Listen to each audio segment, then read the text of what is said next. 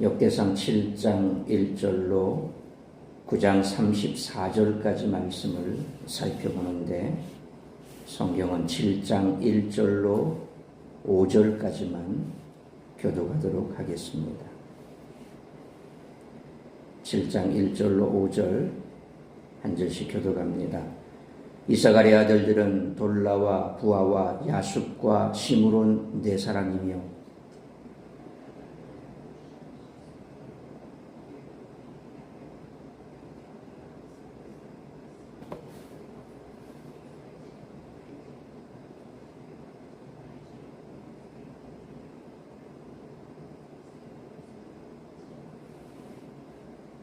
우시의 아들은 이스라히야요, 이스라히야의 아들들은 미가엘과 오바댜와 요엘과 이시야 다섯 사람이 모두 우두머리며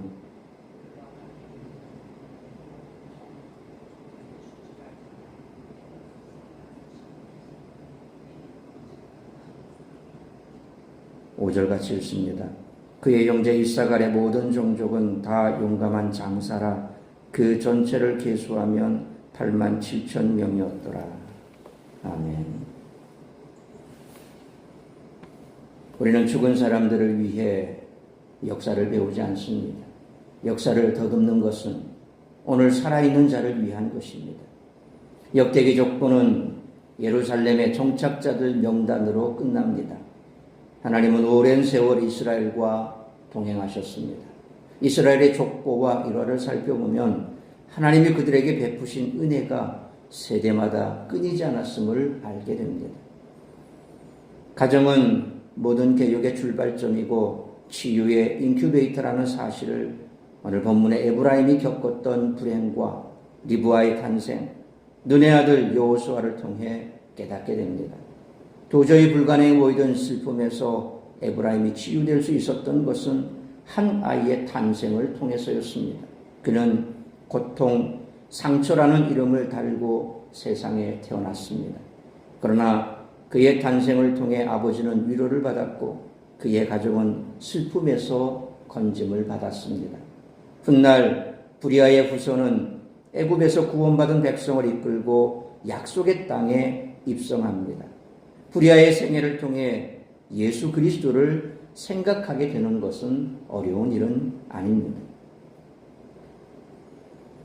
솔로몬은 전도서 9장 11절에서 빠른 경주자들이라고 선착하는 것이 아니며 용사들이라고 전쟁에서 승리하는 것이 아니며 지혜자들이라고 음식물을 얻는 것도 아니며 명철자들이라고 재물을 얻는 것도 아니며 지식인들이라고 은총을 입는 것이 아니니라고 말씀했습니다. 역대기에 기록된 이스라엘 각 지파들을 살펴보면 이 말씀이 진리임을 깨닫게 됩니다. 따라서 이와 같은 오늘 본문의 말씀을 통해 우리들이 깨달아야 할 것은 첫째로 7장 말씀처럼 구원은 정해진 시간에 성취된다는 것입니다. 7장 1절로 5절에는 이사갈 지파의 자손이, 6절로 12절에는 베냐민 지파의 자손이, 13절에는 납달리 지파의 자손이, 14절로 19절에는 요단 서쪽의 므낫세 지파의 자손이, 20절로 29절에는 에브라임 지파의 자손이, 30절로 34절에는 아셀 지파의 자손이 소개됩니다. 주목할 만한 것으로는 12지파 중에 스불론과 단이 빠져있고 납달리는 13절 단 한 절로만 소개되었다는 점입니다. 스불론과 단이 빠져있다는 것을 서기관의 실수로 보는 견해들이 있는가 하면 세일 해모 같은 학자는 므낫세 반지파와 레위 지파가 이들을 대체해서 온전한 12지파를 이루는 구성으로 보기도 합니다. 그리고 이사갈, 베냐민, 아셀 지파에 대해서 그들이 용사와 장사였다라고 기록합니다. 다시 말하면 강력한 군사력을 소유했다라고 기록합니다. 한편 20절로 27절까지의 말씀을 보면 가나안 정복의 주인공 여호수아의 족보가 에브라임 지파의 족보 가운데 기록되어 있습니다. 에브라임의 족보에는 에브라임의 아들들이 가드에 내려가서 짐승을 약탈하려 하다가 죽은 사건이 21절에 기록되어 있습니다. 아마 상당수의 인원이 죽임을 당한 큰 사건이었던 것으로 보입니다. 이 비극적인 사건으로 인해 에브라임 지파는 큰 슬픔에 사로잡혔던 것 같습니다. 고대 유목사회에서 약탈은 농사철에 곡식을 거두는 것과 같은 생산활동이었습니다. 에브라임의 아들들이 만용을 부린 것인지 아니면 호전적인 성향 탓이었는지 알 수 없지만 잘못된 판단으로 큰 비극을 겪게 된 것입니다. 어떤 이유로든 인생의 불행은 찾아오기 마련입니다. 에브라임은 다행히 아들을 또 낳았는데 아이의 이름을 부리아, 히브리어로 베리아라는 뜻으로, 베리아라는 그런 말로 전치사 베라는 단어에 재난, 고통, 상처라는 뜻의 리아가 합쳐진 형태로 그 집에 고통, 마음의 상처가 있었다라는 의미를 나타냅니다. 뜻하지 않은 불행에 애통한 시간이 있었지만 결국에는 하나님의 위로를 받게 된 것이죠. 비록 에브라임은 후손에게 일어나는 일을 모두 지켜보지는 못했지만 27절 말씀처럼 부리아를 통해 여호수아가 태어나는 것을 봅니다. 여호수아는 구원이라는 그런 의미입니다. 구원은 당대에 이루어지지 않고 정해진 시간에 성취됩니다. 아마 이것이 역대기 저자가 족보라는 장르를 통해 말하고 싶은 내용일 것입니다. 현재의 불행은 시간을 통해 치유되어야 합니다. 현재의 불행으로 인해 다음 세대의 희망을 포기해서는 안 된다는 것입니다. 지금 내 삶이 어렵고 힘들다고 해서 자녀들과 동반 자살한다거나 혹은 그러한 일들을 사회에서 우리가 많이 목격하게 됩니다. 내가 불행하니까 이 아이들도 불행할 것이다. 그렇게 단정 짓는 거죠. 그건 결코 옳지가 않다는 것입니다. 특별히 믿음 있는 사람이라면 내 당대가 지금 불행하다 할지라도 내가 기도로 그 후손들을 위해서 심고 그래서 하나님께서 그 후손들에게 은혜의 열매를 맺게 해주실 것이라는 믿음이 있어야 된다는 것입니다. 그것이 바로 믿는 자의 자세입니다. 과실수를 심을 때에 내 당대에 당장 그것을 먹겠다라는 욕심을 내면 안 되죠. 어떤 과실수는 오랜 시간이 지나야 열매를 먹을 수도 있을 것이고 또 그 나무가 성장하기까지는 시간이 걸린다는 것입니다. 인생이 그런 겁니다. 오늘 내가 살기 힘들다고 내 후손들에게 내가 힘든 삶을 강요하는 것 같아 보이지만 그러나 그렇진 않습니다. 내가 그 아이를 내 후손을 사랑한다면 정말 그 후손들을 위해서 기도하고 또 그 후손들을 사랑하는 마음으로 내가 돌볼 수 있는 데까지 돌보아야 하는 겁니다. 분명 하나님의 시간에 하나님께서는 그 기도가 사라지지 않고 응답될 수 있도록 도와주시기에 결코 다음 세대의 희망을 포기해서는 안 되는 줄 믿습니다. 또한 28절로 29절 말씀처럼 므낫세와 에브라임 곧 요셉 지파를 설명하는데 그들이 넓고 비옥한 땅을 차지해 경제적으로 번성했음을 부각합니다. 그러나 이 지파들은 하나님 백성의 정체성을 유지하지 못했습니다. 바벨론 포로기가 끝난 후 예루살렘에 모여든 지파는 유다, 베냐민, 므낫세, 에브라임 그리고 레위인들이었습니다. 강한 힘을 가졌던 이스라엘과 아셀은 그 계보에서 끊어졌습니다. 므낫세와 에브라임은 소수만이 남아 겨우 명맥을 유지하는 정도로 몰락해 버렸습니다. 역대기 저자는 이를 통해 하나님의 말씀에 순종하지 않으면 아무리 강한 힘을 가진 용사들이라도 다 엎드러지며 아무리 많은 재산, 재물을 소유했다 하더라도 다 뺏긴다는 사실을 보여주고 있습니다. 우리의 힘과 재물은 다 하나님께로부터 온 것입니다. 그러므로 하나님께 순종하지 않으면 다 빼앗기고 사라질 수 있음을 항상 명심하고 오직 하나님께서 베푸실 구원의 때를 기다리며 살아가는 우리 모두가 되시기를 축원합니다. 두 번째로 8장 1절로 9장 마지막 34절 말씀처럼 현재의 안락함에 안주해 하나님을 잊어서는 안 된다는 것입니다. 솔로몬이 죽은 후 이스라엘은 둘로 나뉘었습니다.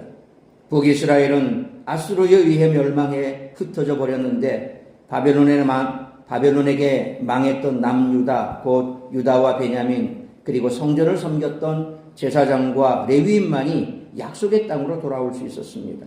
9장 3절 말씀처럼 므낫세와 에브라임 지파도 남아있기는 했지만 계보가 기록되지 않은 것으로 보아 므낫세와 에브라임은 극소수였을 것입니다.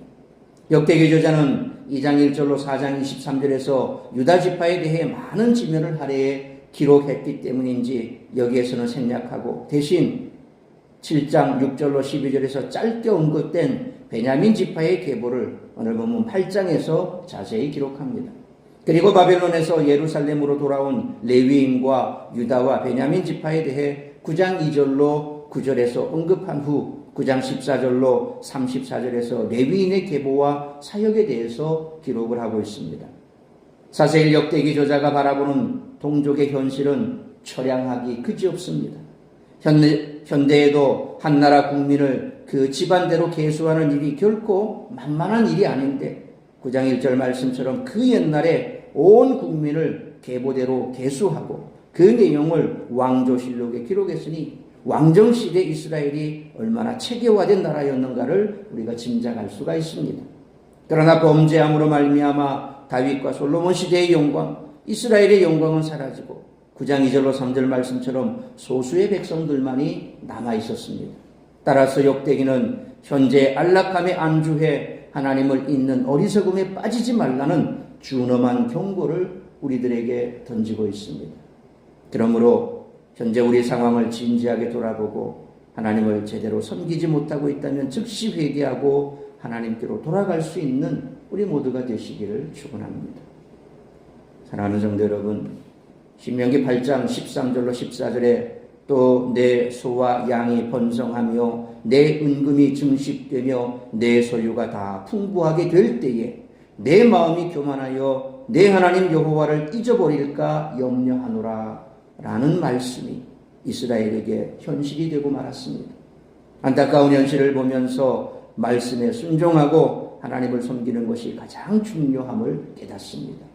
앞서 말씀드린 것처럼 내 당대 어렵고 고난이 있다 할지라도 하나님의 뜻을 우리가 오해해서는 안 됩니다.